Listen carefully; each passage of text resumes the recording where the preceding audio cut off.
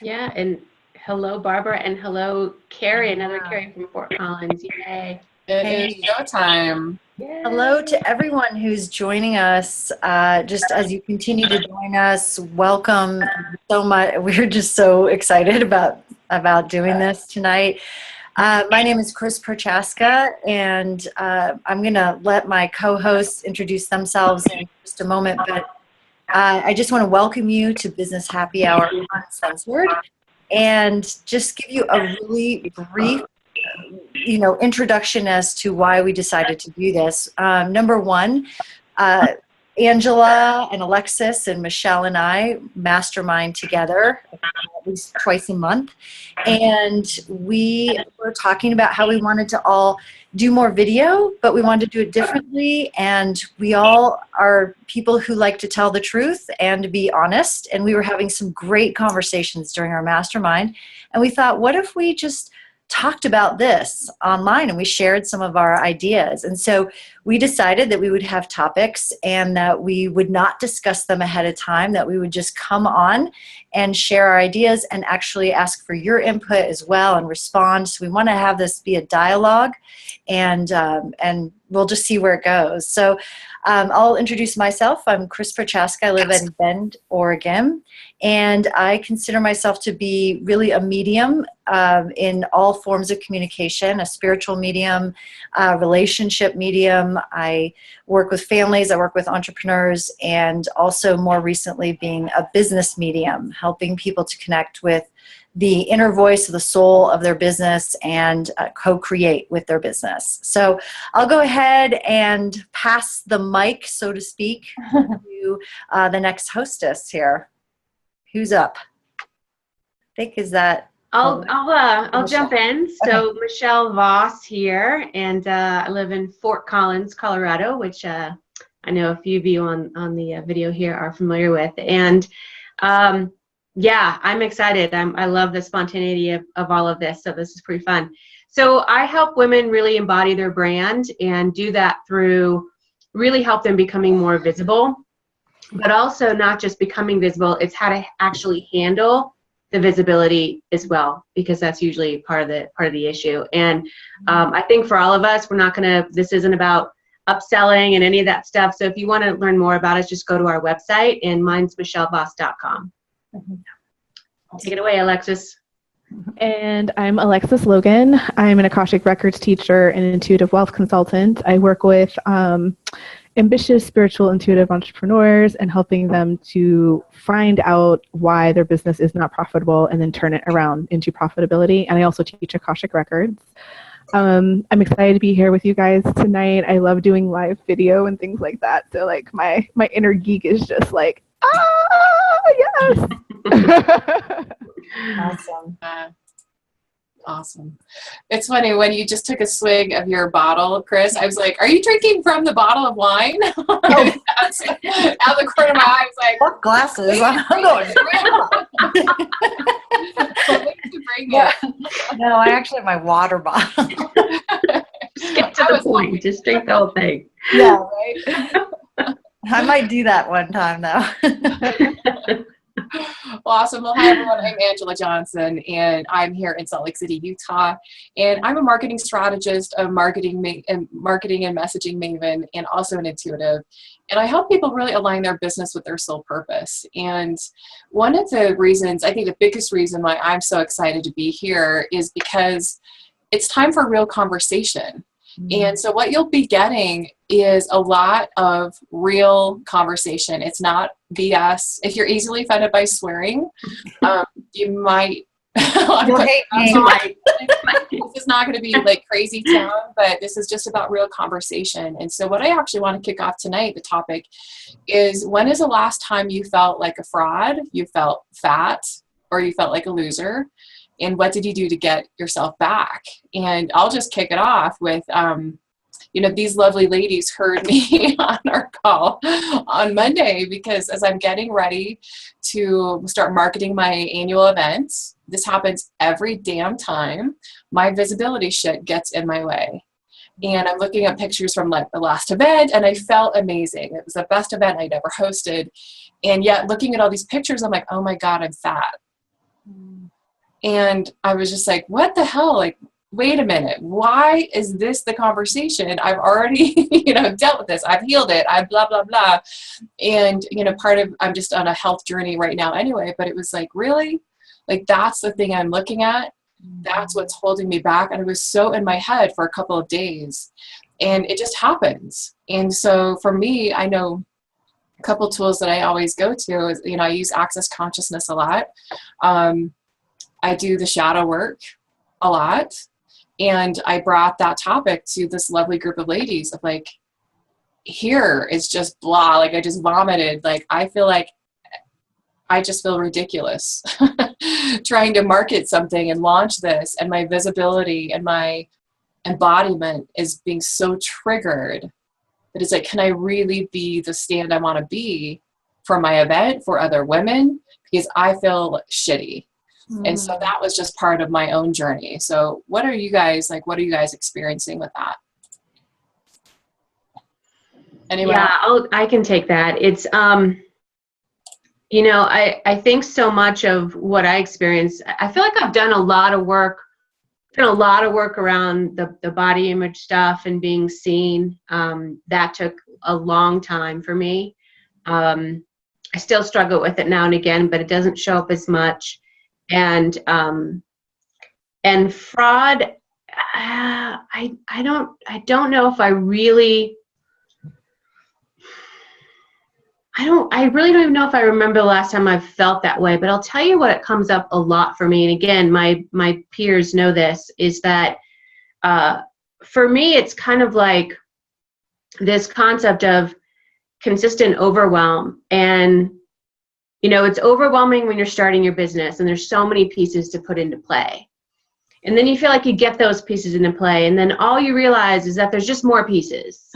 So then you got to put those pieces into play, and then you get them in play, and then there's more pieces there. And it's like this constant feeling like the carrot is sort of hanging out in front of you. And that is what's really been up for me lately. And again, my peeps know this, is that it's like, how do you really stay in the present moment, which, right, like that's what I teach, but guess what? We teach what we most need to learn. Hello, that's what we do. So it's been my biggest struggle to learn how to do that. And so by being in that space, I've recognized that that is just the truth of it. That is sort of part of even why we were having this conversation about why we wanted to do this show, is because behind the scenes is that, it's not all, rainbows and fairy tales and law of attraction sitting on your fucking couch and let the clients roll in. Like it's hard and it's overwhelming. And we can reach a new level of success and at the same time feel like we're still not there. And so I think that's just a constant struggle for me. And it's actually just been up recently as well, is when do I get to feel like I've arrived? Because I have. I mean, I've done really well. When do I allow myself to really feel like I've arrived?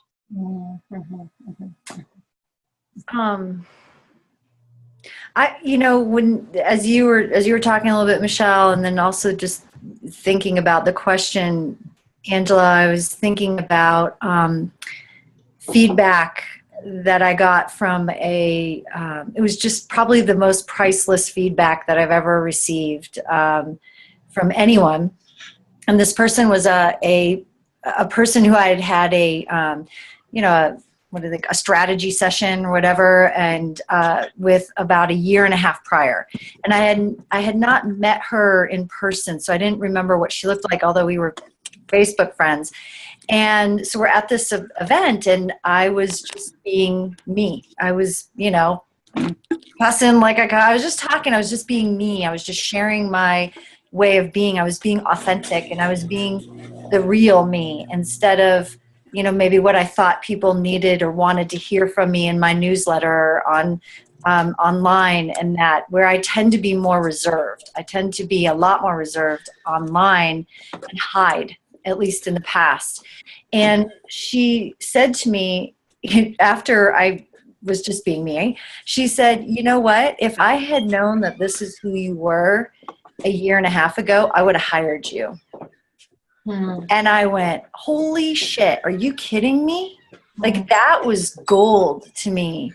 And it was this moment when I realized that my vulnerability and my ability to just be me is exactly what is necessary. And I started doing a blog post after that called Messy Mom Monday, which was just about the messes that I get myself into and you know, kind of how I get out, but really like acknowledging, mostly for myself, that it's not all perfect. I mean, she's like, I just thought you had it all perfect and your relationships are perfect and your kids are perfect. And so how could you help me? And I was like, oh my God.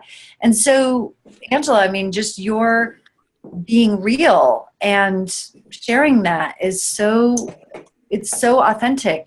We all feel it on some level, whether it's we feel fat or we feel like a fraud or we feel like a failure. We've all been there. And anybody who says they haven't is lying out their ass. That's true. That's true. And it was funny when you first asked the question, I was like, I feel like a fraud every day. Like it always comes up whenever I'm doing something, and then before I press the send button, like it always like comes into the back of my head. I think the biggest thing though, when you brought that up, was that I feel like I'm coming back into extreme authenticity right now, just with changes that are going on in my business and everything. But one of the things that it brought up was that I have this fear that if I am vulnerable with someone, because I have been vulnerable with coaches, and then they see my potential, then they see the mess, and then they're like, oh, actually, I'm not going to make that referral for you because you're not ready yet. And it's kind of like this stamp of, oops, sorry, I saw you're a hot mess behind the scenes, and so you're no longer worthy anymore. And so I've had a number of coaches like do that to me, to where at one point I was like, I'm actually never going to get my shit together, am I? I'm just never going to get it together. And so it felt like it's felt like this, like, oh, my clients make a shit ton more money than I do. They're like multi-6 and 7-figure people. And there's a part of me that goes, well, why aren't you there yet, Alexis? And do you even have a right to talk about anything because they make way more money than you do? And you being intuitive wealth consultant, that's just bullshit. It's just bullshit. So you have no right to talk about anything anything like that. And I think one of the things that I had to reconcile with was that it's actually okay for me to not have to be the leader in that way and just do what I do. And even if, my standard and my values it's where I'm at, and that's cool. But I realized I was comparing based on the money I was making, and somehow that was all attached. So when I kind of teased that out, it made it better. But yeah, I think it's just, you're always going to have stuff that comes up. And sometimes it's a lot more painful than other things. Mm-hmm. I think I like it because it keeps me being real. Like, I have to own it every single time. Like, this is reality. This is my authenticity. I can't be anyone else. I have to just be me. And I think that sometimes it's a hard pill to swallow because, some figures look super sexy sometimes, some days of the week, and I'm like, oh, I should be there. But, yeah, I feel like it has to align with your values. And so what if your values are really what you're representing? Mm-hmm. And it's not necessarily, you're looking at from a fraud perspective, but what if it's the values? Mm-hmm. Yeah. And not to say that you value being fat or anything like that, because that's not what it is. But it's like there's a value that you have where you consistently show up and like work your magic on stage, because I've seen you and I've seen the pictures from your events, and I'm like, wow, like, there always is a shit, and then all of a sudden it's like some sort of deepening happens, and then you go on stage and you rock it. Mm-hmm. Well, that's exactly, sorry, go ahead. No, go ahead. That's exactly what showed up with, two things. And I noticed this after, or actually right before one of my 3-day events, and family drama erupted. And very good friend of mine, Paula, I called her and I said, seriously, like, I don't have time for this. I'm about to receive like 75 people at this event. I like, what the hell? And she said, Angela, don't you realize that every event, something happens with your family every time? And I thought, oh my gosh, how cool. Great. And it was just this huge awareness of, am I willing to out-create what I've created in the past and not buy into the perceived drama? Because it's all an illusion. None of it's real, but it's what a beautiful distraction for my ego to create to take me out of showing up fully. Right. You know, like, and it's also that expansion and contraction concept, right? It's as we step into more expansion, then what helps teach us that is the concept of contracting.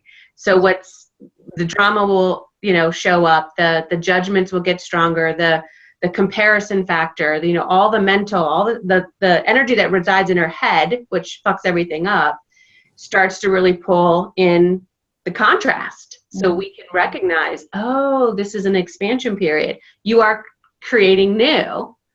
So it makes sense then that this old, paradigm starts going off the charts. Yeah. Really quick logistical. So for those of you guys who are listening, if you have just recently hopped on, you probably saw your video show up. We're actually just putting the 4 hosts of video so we can minimize distractions that way. But how we would love to interact with you is a chat box. And so if you mouse over the bottom, you won't see it if your mouse isn't over it. You'll see a little icon that says chat. So when you click on that, you'll see the chat box and you'll be able to connect with everyone. So just say hi, who are you, where you're from. But as you are hearing things that trigger you, that want to ask, you want to ask a question that you don't agree with, that you do agree with, that you just had an aha, we would love to hear from you of how is this landing for you. Especially as you up level, like this whole topic of like, what is that thing? Like for me, it's like family stuff and body stuff before every huge up level in my visibility, and sometimes not even so huge. And so just share with us, because this is really about creating a conversation that could be a contribution to you, your life, your business, and know that you're not alone. And we're talking about things that a lot of other people don't talk about. You're going to hear the real deal at this show. So yeah, and to also point out too, this format, when we were talking about this, was this is how we roll. And I know, I've got a couple people on the line here that I have had this experience with, is that when we hang out, we go to dinner and we have some food and a glass of wine, this is the stuff we're talking about. So we were like, let's just open that up to other people. So that is really sort of the energy of it. And Chris, were you going to say something? Yeah, I was just going to comment about when I'm feeling that we talk about this the other day about shadow work, right? Talking about when I'm judging someone else, it's kind of relating back. I'm pointing right here because Alexis is right here on the screen. Is when Alexis, you were saying, well, if I see what a hot mess they are in the back, then or they saw me and then didn't refer that, it's when. So when I thought about that, I was thinking, whenever I've judged someone else as being a hot mess, it was all because I couldn't see my own. I wasn't allowing myself to see my own. And because I couldn't see my own, then I would immediately get into competition and into that, just that competitive vibe. And I think as women, unfortunately, we have a tendency to go there really quickly, whether it's in business or as a mom, as a, whatever. I mean, if you're competing for the same guy or girl or whatever your preference is, I mean, it's just so, it's so much of, because we're looking at ourselves or not looking at ourselves or judging what we're seeing here and then projecting that outward. And I was just, tapping into when I've felt that way in the past myself, and how it really affected my business, affected my relationships, and just didn't go well, So I was just tapping into that when you gals were chatting. Thank you. I like that idea. Like, it feels, especially with this one person that I had as my first coach, it almost felt like, and I never recognized, so one part of this is I never recognized this about myself, was that I tend to integrate concepts, especially pure spiritual concepts, very quickly, and then I get bored because I've not mastered per se, but I get it and I'm ready to like move on to the next one.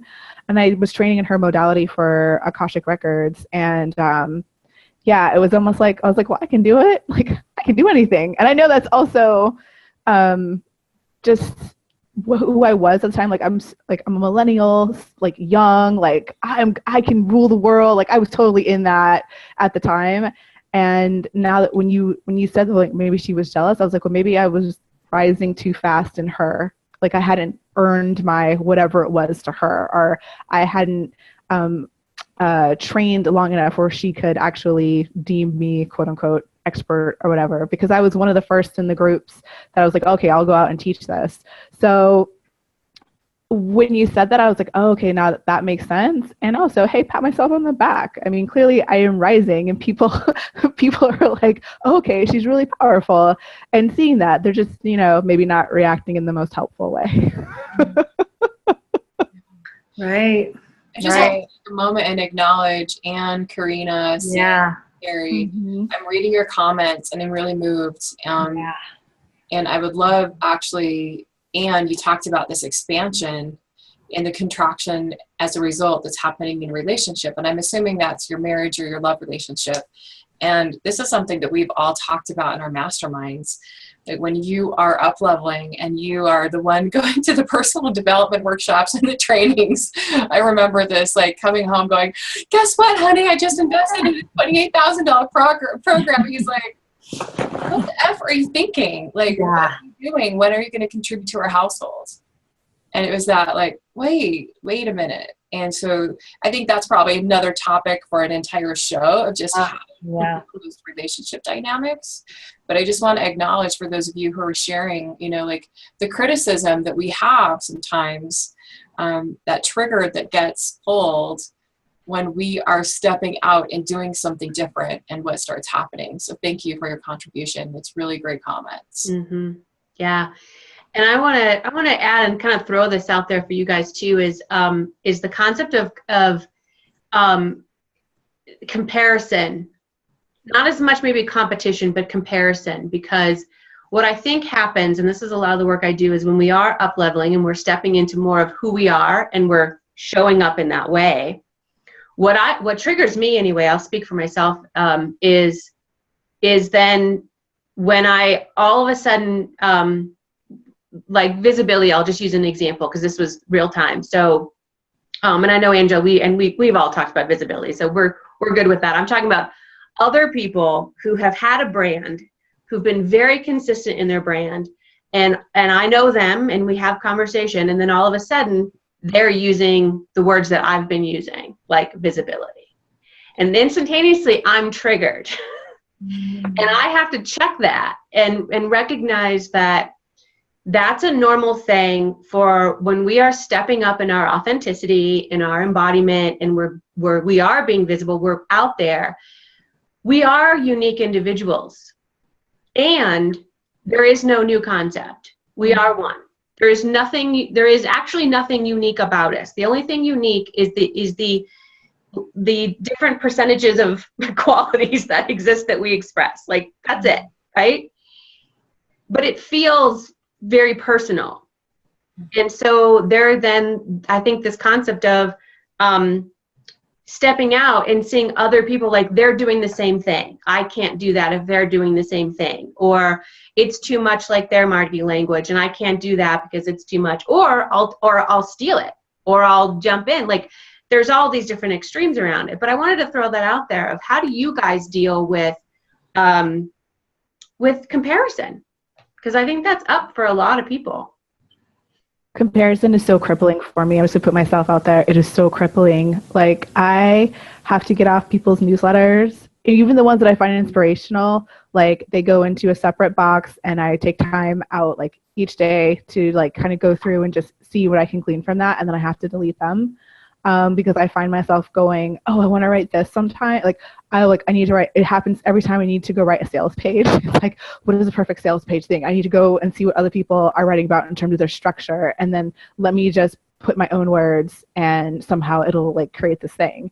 And I realized, I don't know, like a few months ago, and I don't know how this happened, but it was like I was almost back in college again, or like high school, where you're taught this formula and this is how you do it and this is how everyone else does it. And then you kind of get thrown out after you graduate. You got to figure out life for yourself. Like you got to figure out life for yourself. Like go and do it. And you're like, holy crap! I've been following a system my whole life. I don't know how to do any of this. Totally. And so it's been especially coming up for me right now because I'm getting ready to launch a program, and it is like tearing me up inside because 4 years ago I was a girl who was like, I'm just going to write this, and magic was happening. And then somehow I got scared, got out of it, and started to like follow the formula. And so I feel like I'm breaking out again, but it's so crippling. Like I've had to limit my time on Facebook. It's only 20 minutes a day just because I'm marketing on there. I take like all of like my inbox has to be like clean. And then I literally hide my computer and I sit and I journal for hours and hours and hours, doing that the last couple of days. And it worked well because I didn't have a voice. So I had nothing else that I could be doing, right? And I knew I wasn't going to like hang out on the internet either, but it took journaling and journaling and journaling and my thoughts and like shutting everything else out and shutting it down and just going like, who the fuck am I? Who am I trying? Like, how do I get back to me? What is my point? What do I do? What are the things that I love? Let me connect with like how I want to serve people, and like shut everything out, like shut everything out, write, create, and then go back in. And then it's only 20 minutes again. So I don't get like off track. And that's a little extreme, but for right now, it's where I have to be, because I feel like as creators, like we don't give ourselves time and space. And I think that's a product of like entrepreneurship in general. We are solopreneurs. We could turn shit out on a dime. If I wanted to go out and change something tomorrow, I can do it. But there's no pause. Like there's no space. There's no pause to like sit and to create. And so I feel like when you have that space, that's at least what has helped me. And I will say this, I think systems and formulas make us lazy as entrepreneurs. Like I just put it out there. I think they're great. I love them. There are certain things that work, but I also think that they make us lazy. That's a whole nother show too. Yeah, exactly. Systems and formulas as containers. I want to acknowledge Heidi. She said, comparison makes me hide. Yeah. I think that's true for a lot of us.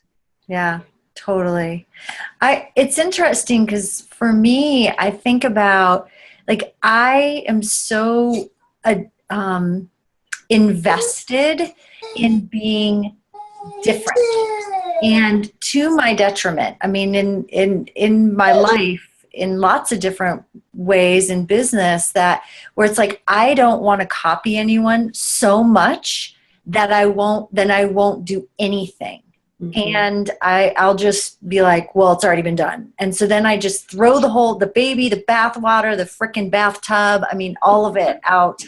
And then I got to recreate everything again. And of course, as Michelle pointed out, there's nothing new. It's just our unique perspective, our unique energy, our unique way of sharing it that speaks to those people that resonate with it. And there are definitely people like we get into the compare and despair cycle, right? You get on Facebook and there's a handful of people that I will just compare and despair. And then I'm like, no, I'm not. I just stopped commenting on their posts so that I wouldn't see their posts anymore, because it was like, one of them, we were close, and that whole like, the stealing ideas and then, oh my God, that's a whole nother thing. But that whole compare and despair cycle definitely happens for me. And so I do start unsubscribing or just going, come back to me. Like Alexis was saying, like, what's mine? And I will, as soon as I see someone's doing something similar, I will unsubscribe, so that I tell myself, I'm like, so if they ever came to me and said, well, you're on my list and you read that and then you started writing that way, I could be like, no, I'm off your list. I didn't read it, because I never want anyone to say to me, well, you're just copying other people. Mm-hmm. And that has got me, as I said before, it's gotten me in trouble. So I don't know what you guys think about that. I think there's this time and place where you just have to put your head forward and not look left or right. Yeah. You know, about a year ago, I unsubscribed from most people's newsletters. And so when people say, oh, have you heard what so-and-so is doing? I'm like, no, I haven't. And I have to say, it's been really refreshing because I'm just creating because I feel inspired, and building that self-trust. Like Alexis and I especially talked a lot about, like, the soulpreneurs now are so burned by, oh, I followed this strategy, this and all this stuff. And it's like, what's wrong with me? It didn't work because that self-trust has been just ripped apart. Mm-hmm. And so it's like, sometimes the best thing we can do is actually isolate ourselves a little bit, not to the extreme of we've all been like too isolated. It's like, you've got to get out from your computer, but stop looking at what everyone else is doing. Because guess mm-hmm. what? They're just copying someone else or following the model, or just, you know, doing what their coach is telling them to do. Or sometimes it's original, original, you know, I don't know that exists, as we talked about, but it's like, does it matter? Does it matter what so-and-so is doing or how their launch went? Like, it's all bullshit anyway. When you really look at it, it's like, does it really matter? And how does that affect you? If you're inspired by it, and there's something that wakes up inside of you that's like, oh my gosh, that really inspired me, awesome. But most of the time, I'll say most of the time, it doesn't. And we like get into the scramble and like hustle mode to create something because, oh my God, I've got to stay relevant. Oh my gosh, I've got to, you know, stay pertinent to the conversation, when it's just like, when you're creating out of that energy, you're forgettable. Yeah. I'll say it, like, that's kind of a harsh thing, but it's been really joyful actually, just to not know what the hell is going on in the industry, what people in my local community, like their events or what's happening. I'm like, oh, I didn't even know they were hosting it. I don't even know. I'm just doing my thing. I'm giving value. I'm happy. And there's part of me that's like, yeah, I'm actually fine just being in my own little world and being very selective about what I have come in. Because it's very intentional. It's not from the energy of, I've got to look and see what people are doing to compare myself, basically judge the hell out of myself to see if I'm enough. Right. I would say I'm 100% the same way. I actually don't really follow anybody, really. I mean, I follow my old mentor, but I'm subscribed. Like, their stuff shows up in my inbox. I just don't read it. I don't read anything. I don't have time for it. But I want to comment, Carrie, and I know who she's talking about, and basically the energy here is, you know, the abundance mentality, right? So this is where, you know, lack and scarcity, I need to be different because there's not enough, and what makes me special and all of that stuff. But one of the things I really, one of the things I think is really cool is that and I know a lot of the people who are on this right now, and obviously the four of us, we believe in abundance. We completely believe in authenticity. That is what attracts you. We are 110% on the same page. Otherwise, we wouldn't be doing this in the first place. But this is one of the things that I think people like us, when we're out of our little container, and the whole reason we wanted to do this show is that people don't talk about the fact that we still will experience the fear. We still have our moments of like, what the fuck? Or, you know, I am afraid, or what, you know, how am I different? And everything's going to go away. Like, we have our moments. And this is that thing of letting it all rip, because we are, you know, highly successful businesswomen, and we're doing well.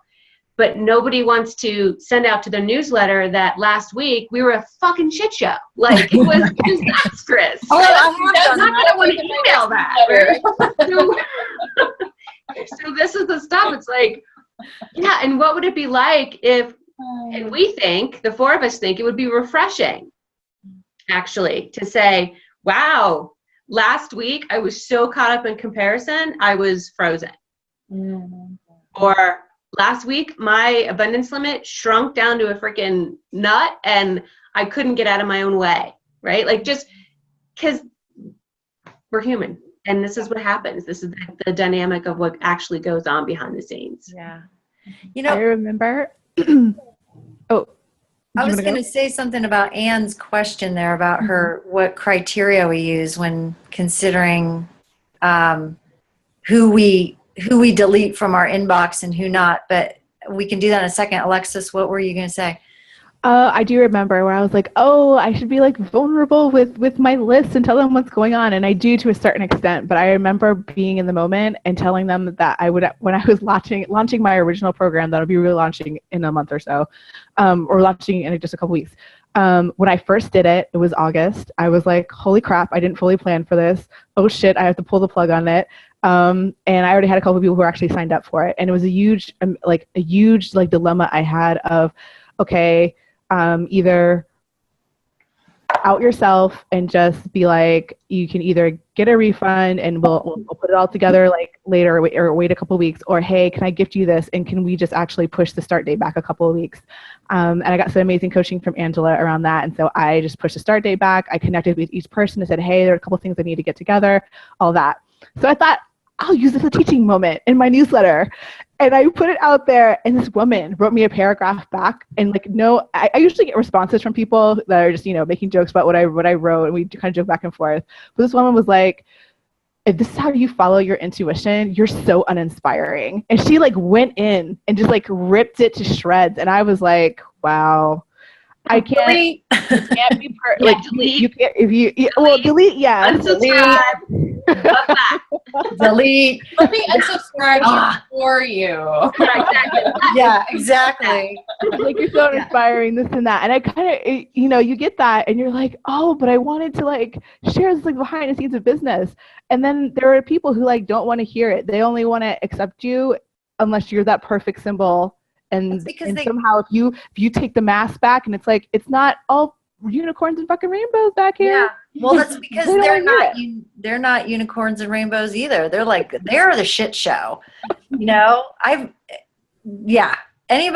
sorry. If anybody who's ever emailed somebody with something like that and just had that amount of horribleness that I've had the email like that. Oh my God. I just was like, are you kidding me? Like, where did that come? I don't even know you. You have no idea who I am. I mean, crazy. So those are deletes, by the way. And that is a delete. I know that's not what you're asking about, but there's one sentence for that, and that is haters gonna hate and players are gonna play.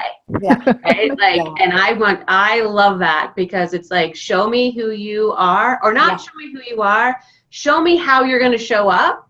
Right. Because then I know if you want to play or not. And I got no problem. That's one of my strengths. I got no problem saying bye-bye. Bye-bye. We're good. Thanks so much. Yeah. So Anne, I love your question. So who do you keep in your inbox and who do you kick out?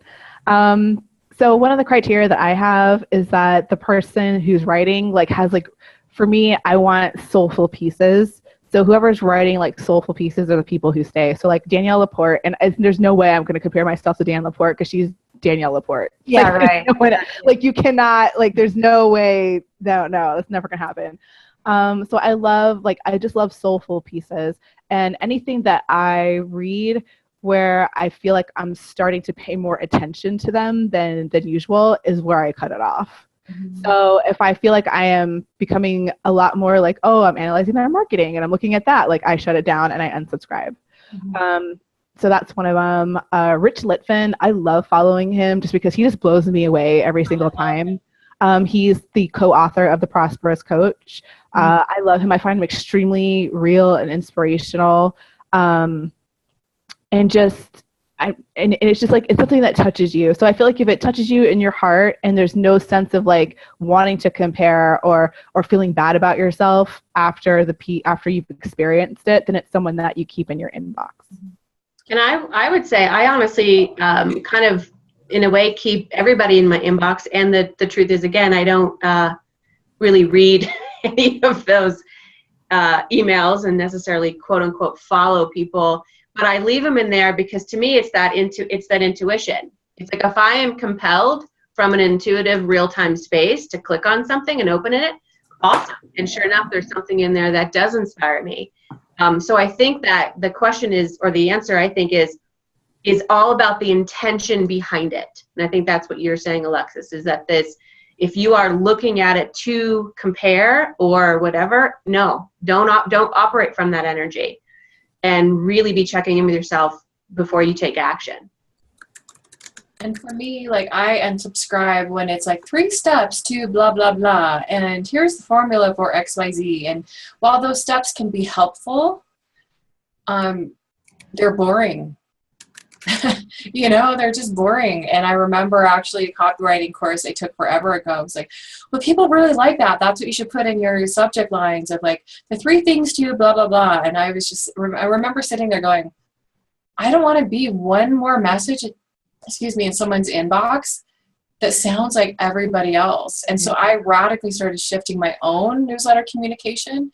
And, you know, and this also, I think, gets into like this comparison of like, well, how many people in your email list and how many fans do you have? And I just stopped caring about it. Yeah. I'm like, nah, I don't know. I think I've got like 300 fans on my Facebook page. I, you know, killed the other one. And I'm like, nah, like it's growing and I'm not paying a penny to have someone like my page. If they like it and it feels good to them and it inspires them or they get value out of it, great. But all these numbers of like, it's basically parameters to judge yourself. Mm-hmm. You know, and so does it like really, what's your measurements? Yeah. Yeah. Yeah. And when you really look at, let's just take a look at this, like the 6-figure business, right? Or not? Like how many clients do you really need to have a 6-figure business? Like if you're charging $100, you know, for a package, then that's a shit ton of clients. But if you're really charging something in a couple thousand to, you know, 10,000 plus, it's not that many people. So do you really care about getting 5,000 people on your email list when you just really want 10? And who most of them never even open the email anyway. Right. I mean, really, you know, we just talked about how we like, I mean. Yeah, I don't open mine. Exactly. I don't expect other people to open theirs. Yeah, and that was actually a question that somebody, and I can't remember who, asked about on the Facebook page, was about lists and kind of like, how do you ask, you know, the numbers? And I don't know if I fully understood the question, but my thought when I read that was, why do you want to know? Like, that was just my thought, like not a judgment. It's just curious. Like, why do you want to know? Because you're exactly right, Angela. I mean, I've got a 6-figure practice and I've got 1,500 people on my list. I don't have a big list according to what the industry would call a big list, you know, 5,000 or more. Yeah. But I had a platform. I didn't need a list. And that's what I think is interesting. It's like, we've got to look at our business model for ourselves. What is actually working and what isn't working? What's in front of you? Where can you get those people? And this is the conversation. This is the bigger conversation around like the systems. Like, well, just follow this system. It's like, okay, but maybe that won't work for that particular person. And it's about really deciding and figuring out what actually works for you. Right. And that is where systems, I think, are containers, right? Like containers for that molding. Because, what does a list mean? If you've got a platform that you can work from, then it doesn't really matter. And in the end, it's really not about your list size. It's about your open rate. So if no one's if you've got people who are not reading your stuff, I mean, it's a moot point. And I feel like when you first start out, you're so dazzled by all the numbers that not until you get into like the nitty gritty of, oh, I was actually having this telesummit and I asked this person who had like a $5,000 list to mail out, and they're like, why am I only getting like just a few opt-ins? Like, I don't understand. And there are lots of big learning curves that you go through, and you're like, list size doesn't mean shit. People, unless they are opening and they are engaged, which means that they will take an action. And so I think that's a layer of like the online business world that does not get talked about. And where you start to think like, I have to be in front of hundreds of thousands of people to be able to like sell one thing, when it's really, you just need to establish that know, like, and trust and have that engagement and create the community that you are craving to create anyways. I just think that there are so many so many hard lessons, over the last 4 years of like, oh, that's actually really bullshit. Oh, that's bullshit too. And even thinking like, there's a myth, a 6-figure business, a 7-figure business. Well, if you have a 7-figure launch and you're only taking home $100,000, I don't consider that to be successful. Yeah. Amen. No? Right. Allah and Buddha, Oprah, and all of the above. Yes. You know, Paula and Oprah. I Hail to want the to know what you Oprah. pay yourself every month. I want to know what you pay yourself every month. I want to see Yes. like how much did you take home from that launch. I remember there's someone who I absolutely love to watch, and she was talking about the numbers behind her business and how it was a 7-figure business, but she only paid herself $50,000 for the year. And I sat there going, "Are you kidding me? You only paid yourself $50,000 for the year because everything else went to the business? Like, I don't want any part of that. No, you can have your model back." Like, I don't want any part of that. Mm-hmm. Mm-hmm.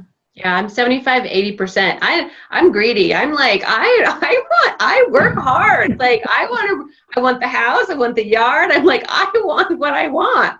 I don't work just to work. Like, I mean, right? I'd sit on the couch, eat some bonbons at least for like a month, right?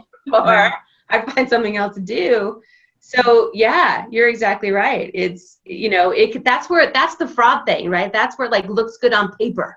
Mm-hmm. It's like, yeah, but that's not actually the life you want to create. What's the life you actually want to have? Yeah. And build a business around that. Mm-hmm. Yeah, definitely. And Joni, that's a great discovering to have a life. Like, how many of us did we work so hard in the beginning? It was like, oh, I gotta get this stuff together. Then like, we forgot to like live. There was a great video earlier, and I will post it in the Facebook group for you guys. There was a coach who was talking about how when you throw yourself into business, she had this great, I don't know, I'm going to try to do it. I'm probably going to do it to like the greatest she could, but she was like, you're over here. And then like your life just shrinks and shrinks and shrinks because there's like what you're comparing in terms of your success. It just doesn't, you lose friends, you lose family, you lose experiences when you're so focused on building your business, when you're making it all about the numbers and then putting all of your self-worth and desirability and attaching to that instead of just going out and living your life. Mm-hmm. Mm-hmm. I remember I had this experience. It was a few years ago before I blew up my business in 2012. And a good friend of ours, we have this wine group that gets together once a month. We've been meeting for a decade. And so very, great people. And we have a pretty close birthday.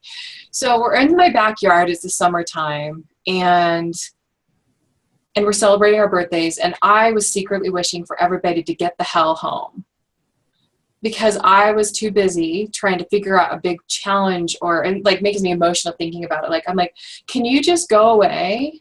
Because I've got shit to do in my business. And why are you here? And there was this moment, it was the next day, that it didn't matter if I was working, but I missed out on people celebrating me. Like, they're here to celebrate me and like wish me well in this next year of my life. And I was so annoyed that they were there because I was so freaked out about not being enough and not working hard enough to accomplish this goal that didn't happen anyway, but I missed out on people who love and appreciate me. And I wasn't present with them. And like, that was a pivotal moment of that will never happen again. Because work can wait. Like, everything always works out when it has it not, even when it feels like this isn't working out. Holy shit, it's so not working out. This is a train wreck. It's like, it just hasn't, you haven't given it enough time yet, And so Amy, she asked a question of what advice do you have for someone just starting out? And there's so many answers to that. Maybe we can all just do a quick round robin.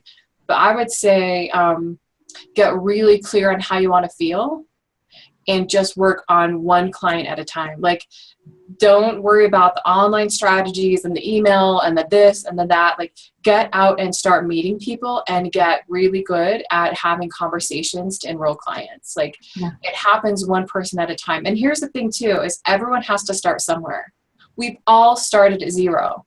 And some of us have started at zero more than once. Yeah, more than once. Like, I've blown things up and I'm like, oh, all right, like overnight, I fired most of my clients. I fired my mentors. And this is like after a big breakdown in 2012. And I'm like, well, holy shit, how am I going to pay my bills next month? It was like going like from, again, 6-figure, which meant nothing. My cash flow sucked, but I had 6-figure in, sales, but it meant nothing. And it's like, I cannot do this anymore. So what other advice would you guys have to someone who's starting out of just really getting themselves out there? Yeah, I think I would piggyback on that for sure and just validate what you said about, just go out there and talk to people, because you probably have an idea about, the area that you want to coach or the people that you want to coach. But if you're not clear on that, sitting behind your computer is not going to help you with that. I mean, each one of us on this panel does something along the lines where we help people get really clear about what they're great at and how to share that. However, I always find it's a lot easier when I'm working with someone that they've already gone out and had some clients and they've mucked about a little bit and they said, ooh, didn't like that one, or ooh, I'm really turned on by that one. They find out like, oh, I really like working with couples, or God, I really don't like doing that. So go out there, play for a little bit, give yourself the space to do that. Just get some clients in the door, establish yourself, have fun with it, and then, start with, don't buy into everybody freaking out saying, you've got to leverage your business. Do not leverage your business right away. Do not. It won't work. You have nothing to leverage. Right. So don't buy the bullshit. Don't buy the marketing bullshit. It's like the key right now for you is figure out who you are, what you like to do, who you like to work with. Keep it really simple. And the best way to do that is to go do the work first. Mm-hmm. Don't go buying a whole bunch of programs that are going to tell you, because they have an opinion and you don't know yourself well enough yet as a coach. Does that make sense? I hope that makes sense. So that's... Yeah. Yeah. And I could not agree more. And I'm pretty sure this is the Amy that I know, I think. Your last name isn't showing up, but I'm pretty sure. And I would say, so it's an and. The one thing I would learn how to do is a strategy call or a clarity session or whatever you want to call it. But for newbies, 45 minutes, and I tell this to everybody, not 30. You can't do it in 30 when you're new. Is that quote unquote sales conversation. And it's not, we could have a whole show around the sales, and everybody who knows me on the line knows how I feel about that word. It's important. And I'll tell you, that was one of the biggest things that actually started to make me money, is because people would meet me and know me and like me. That was never fucking likable, you guys. Come on, right? I know, we love you. Dig me. Like, it's not a thing for me. That's not my problem. People like me and they think I'm awesome, but they didn't sign. They didn't buy. And I'm not a pusher. I'm not trying to get people to buy. So like, I wasn't going down that road, and I still don't go down that road. But what I found is that when I got really clear about how to actually do that call in a really integrity, really open-hearted, intuitive, no agenda, powerful way, 75% close rate. And next thing you know, my one-on-one clientele is full. That's when you can start leveraging. That's when you're looking at group programs. That's when you can get on the computer and start creating things. So I would say that for everybody who's starting out, get good at that. Mm-hmm. Mm-hmm. And I would just add, play to your strengths always. If you love, really, like, if you love intimacy, then connecting with people one-on-one is totally for you. If you have ever seen yourself like on stage or anything like that, then start going to places where maybe you have to do a little public speaking and start playing to what your natural abilities are. I do wish that was something that someone had told me in the very beginning. Just for myself and whoever else here, like, I'm super tech savvy, and I never considered that to be a strength until I paid attention to where my clients were coming from. And I'm like, oh, my clients are actually coming from Facebook, and I know how to do teleseminars and all those things. I do them very well, but I shied away because people told me you have to go build your business offline, and I hated it. So you have to play to your strengths and what you feel is the easiest for you, because if you try to do something or to be something that you're truly not, and like, if speaking is not your thing, like, those are things you can learn down the road, but you don't want to put roadblocks up right now. So always play to your strengths and what you feel is easiest for you to connect, because that's where you can really stay in your energy, really show up as a powerful person. And as Michelle said, that's really what people are looking for when they're having sales conversations with you. They're gonna see your strength because you feel very comfortable doing what you're doing. Yeah. I guess that, and Alexis, that makes sense why I never engage my list, because I can't spell for shit. So I always have all this misspelling, and then I'm like, what's the point? Like, why bother? I'd rather have a conversation and get emails back. Did you know like the difference between there and there? I'm like, I get it. So I stopped. Oh my God, that's funny. That's Yeah. good. Yeah, so we have about 4 minutes left, so I'm wondering about just, everyone just take a quick second. If you've got any last minute questions that you'd like to ask, any ahas you'd like to share, please share them. And thank you again, everyone. I mean, I'm just floored. Yeah, this is And great. really inspired by how you're sharing and how you're showing up for each other. Yeah. Because really it's cool. like we are not alone in this whole, everything we've talked about. So we're not alone in how crazy sometimes it feels to be a business owner. So I think let's just wrap up with like one minute of any final words you'd like to share, and then we'll wrap up. Oh, I'm speechless. But doesn't happen much. I just want to say, I mean, we, again, just kind of letting everybody in on how this was all, created is we were literally sitting there just like, and we do Zoom, the four of us, we do Zoom, so we see each other, and it was just, we're all truth tellers, like the four of us, we all have that energy about us, and really stepping into that and saying, wow, like this could be a lot of fun. It would help us, it would up-level us in the sense of, we say we're truth tellers, but then we can tell the truth to each other, but let's take it to the next level, right? And tell it to everyone, because that's what we're doing by opening it up. So that's up-leveling us energetically and embodiment-wise. And how do we help other people to let them up-level and to recognize that they're not crazy, they're not alone. And I am just, we knew this was going to be awesome, and I am just even blown away. So I just want to say thank you to my peers, first of all, and second, just to everybody. I think this is amazing, and this is the first of many. So this is very cool. Yeah. Yeah. I also am just really blown away. I love reading the chat. I love the questions. I just feel so blessed to have these gals on my team. And one other thing I would encourage folks to do is find a true mastermind group with a small group of people that you really do resonate with. Do not pay money necessarily. There's a difference between paying money in a great mastermind with a coach who's going to take you somewhere, right? I'm all for that. So don't get me wrong. I think that's important to invest in that and invest in yourself, especially if you're learning specific things in there. But do find some people that you resonate with and who've got your back, and that you could be real with yourself, because it really does make a huge difference. And this is fun. This is really fun to be able to be honest in a bigger format than just the four of us, and see how it goes. So thanks, everybody, and I can't wait to see y'all next month, too. Lucas, do you want to go? My heart is full, is all I can say. My heart is full. I feel sisterhood. I feel love. I don't know. That's all I'm just like the emotions. Yeah. I'm feeling things. I feel things. I feel things. I feel things. I'm feeling something. Something is happening. I'm having a feeling. It's beyond words. I can't describe it.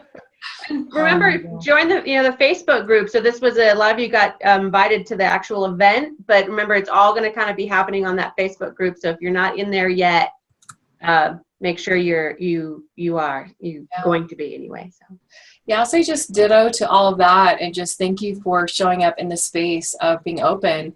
I will also add to what Chris was saying of just find that group that they're not just going to tell you what you want to hear, but they're going to call you on your shit. Like, I had a mastermind group. I actually was the one who organized it. It was very similar, like 4 people. And I remember getting on the phone one day and they said, Angela, we're kicking you out of the mastermind. And I was like, bitches, I'm the one who started this thing. Like, what is your problem? Like, how you can't do this? And I was so hurt. And, you know, you're not doing anything that we're telling you to do, and you're really choosing hard. And we can't continue to see you choose struggle when you're not willing to implement things. And I was like, well, F you, you know? Yeah. And it took me a while. And I actually just a couple of days ago had this realization that they were absolutely right. I was not doing anything they were recommending, but I didn't have the words yet or the voice or the courage to speak my voice, that what they were recommending was not in alignment for me. And I kept judging the hell out of myself because I was procrastinating, and I was like finding like all these distractions and not doing the strategy that they told me I should do. And it was just that realization of like, wow, because what they were telling me was not in alignment with me, but I didn't have the words because I was so used to judging myself. And so I just feel like, wow, I've come a long way. And so if you're ever like, if any of you are experiencing that, like, oh my gosh, I'm not doing this because I'm a loser. It's like, well, actually look at that. Yeah. What's really true about that? Because you're not a loser. Like, is the advice you're getting maybe not in alignment? Do you have fear showing up? Are you like hitting that visibility limit? Like what I started off with at the very beginning of like, oh my God, I just look like a fatso in these pictures. I could not run another event until I lose 50 pounds. And just like, oh, holy shit. Like how many times have I told myself that? And I still get my ass on that stage and I rock it. Yeah. You know, and I still do it and I show up and I'm more embodied and love my body more every damn year. And I've lost like 8.5 pounds in the last 8 months, you know, like, and it's just like, you know, here it is the way it is. It's here. I'm here now. So just maybe the glass of wine is like hit me, but anyway, those are all my thoughts. I think one of our show, we should all drink the wine before and then see how that show is. Yeah. There you go. Right. You know, I just want to add, like, when you're picking a mastermind, first of all, make sure that people are actually doing stuff first. So you don't want to just mastermind with people who are comfortable, like, being where they're at, because sometimes you can get stuck into mastermind to people who are just very comfortable and they want to come back with the same sob story every single week and then don't do anything about it. So don't be afraid to mastermind with people who are a little bit ahead of you. Like I do have an accountability, or a lot. I do have an accountability partner. She asked me, I was like, holy crap, I'm already in a mastermind, but sure, I'll be your accountability partner, who was like light years ahead of me in her business. Like she's like working on her own app and shit. I'm just like, how are you even doing that? But it's not the comparison. It's like, wow, okay, sometimes you need a little bit of kick in the ass energy that's like, here you go, let's go. Somebody is seeing something awesome in you and they want to be accountable with you. So honor that and don't take yourself out of the game just because they are a little or a lot ahead of you. You guys are meeting on the same plane. I mean, 7-figure, whatever the labels are, we still go through the same shit in our business. We put our underwear on the same way. I mean, we take our bras off the same way, hopefully. Although I would like some new tricks taking off my bras, but you know, we all do it the same way, and it's just at different levels. You know, just different, just a little bit different, but we're all the same. Yeah. Awesome. We'll see you guys next month. So check the Facebook group. The events will be there, and it's going to be similar. It's no opt-ins, no upsells. It is just real conversation to let you know that you're not alone. And there are other crazy women out there doing the same thing. And we've got your back and you've got our back. And it's really about creating an awesome community and conversation about what really happens in business. Invite your friends. Yes. We love to have more folks come join us and have a bigger cocktail party. So yeah. Maybe we'll have everyone take a picture or show their glass of wine next time. You're drinking with us. Cheers, everybody. Cheers. Salud. Bye, everyone. Thanks so much. Thank you, everyone. Thank you. Oh.